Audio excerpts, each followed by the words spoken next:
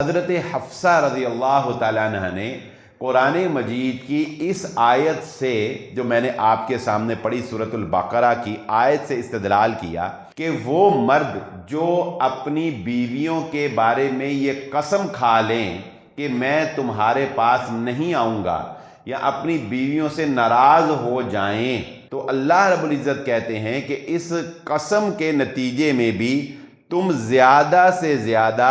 4 महीने तक अपनी बीवी से अलग रह सकते हो। उसके बाद तुम्हें फैसला करना होगा, या तो तुम्हें सुलह करनी होगी और या फिर तुम्हें दूसरा कोई मामला अगर करना है तो वो करना होगा। यानी ये लटकाने वाला मामला नहीं चलेगा। इसे अरबी में इला कहते हैं, इला करना। यानी मर्द अगर ये कसम खा ले कि अपनी बीवी के साथ कि मैं आज के बाद तुम्हारे पास नहीं आऊँगा या हम नाराज़ हैं, आज के बाद मैं तुमसे मुलाकात नहीं करूँगा,